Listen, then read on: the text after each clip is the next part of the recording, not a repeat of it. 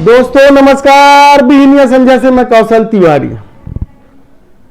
15 साल तक छत्तीसगढ़ के मुख्यमंत्री रहे डॉक्टर रमन सिंह क्या अब अपने राजनीतिक अस्तित्व के लिए अपने ही क्षत्रिय समाज का इस्तेमाल करने लगे हैं? क्या डॉक्टर रमन सिंह भाजपा में अपनी पूछ परख बढ़ाने के लिए कुछ नया खेल खेल रहे हैं?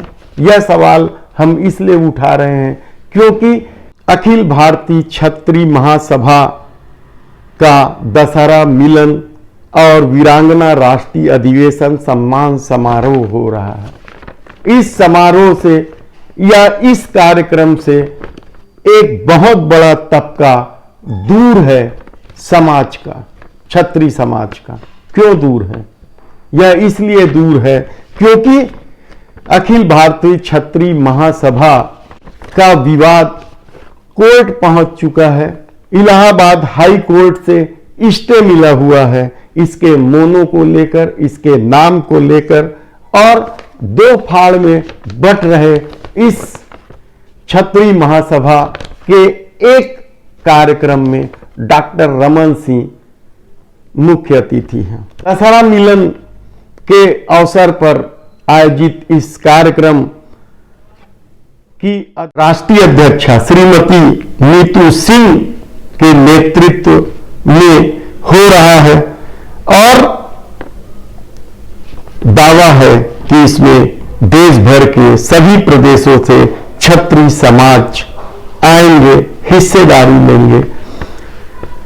डॉक्टर रमन सिंह के साथ उनकी धर्मपत्नी वीणा सिंह, कुंवर हरिवंश सिंह, राघवेंद्र सिंह राजू, सुखवीर सिंह भदौरिया समेत बहुत सारे लोग यहां आ रहे हैं। नीतू सिंह के पास इस बात का कोई जवाब नहीं है कि इस कार्यक्रम के मुख्य अतिथि किसी महिला की बजाय डॉक्टर रमन सिंह को क्यों बनाया गया।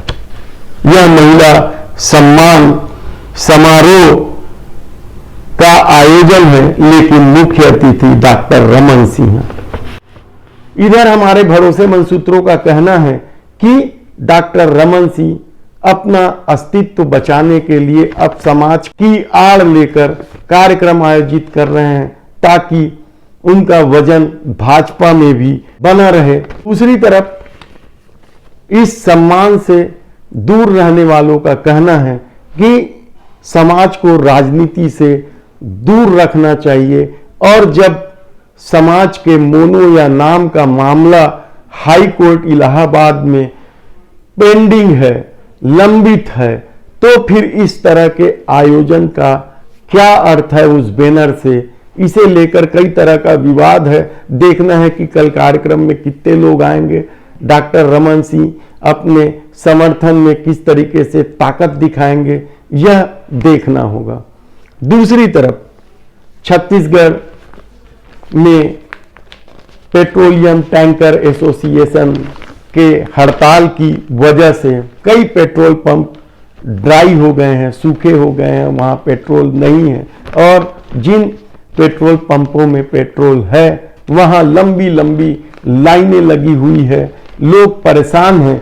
हालांकि खाद्य मंत्री अमरजीत भगत ने शनिवार को ट्रांसपोर्ट संघ के अनुरोध पर बीपीसीएल के अधिकारियों से बातचीत की। बीपीसीएल ने ईंधन के परिवहन के लिए निविदा आमंत्रित करने की बात कही है और दर कम कर देने की इस कोशिश की वजह से ही टैंकर एसोसिएशन हड़ताल पर चले गए हैं और जिसकी वजह से ग्रामीण क्षेत्रों में तो कई जगह पेट्रोल पंप में पेट्रोल ही नहीं है, लोग परेशान हो चुके हैं।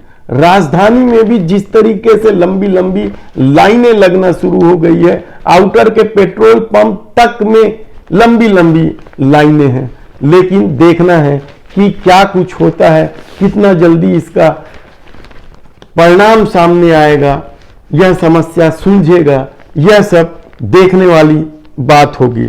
दूसरी तरफ आदिवासी आरक्षण के मुद्दे को लेकर राजनीति जबरदस्त रूप से गर्म हो गई है। भाजपा ने कल छत्तीसगढ़ के कुछ क्षेत्रों में चक्का जाम धरना प्रदर्शन किया तो कांग्रेस ने इसे नौटंकी बताते हुए कहा कि यह सब किया धरा भाजपा का ही है, वे आदिवासी समाज के साथ हैं।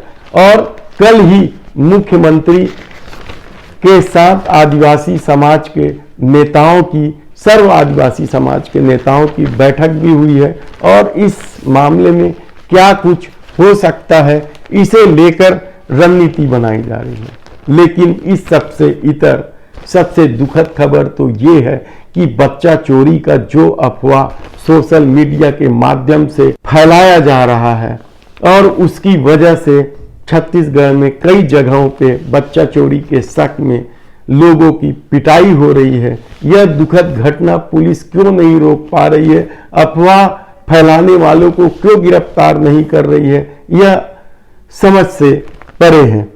मठपारा कुशालपुर में बच्चा चोरी के संदेह में पिटाई हो चुकी है, भिलाई में 3 साधुओं की पिटाई हो चुकी है और कल मंगल बाजार क्षेत्र में भी एक व्यक्ति की जमकर पिटाई की गई, उस पर भी यही संदेह था कि वह बच्चा चोरी करने के लिए घूम रहा है।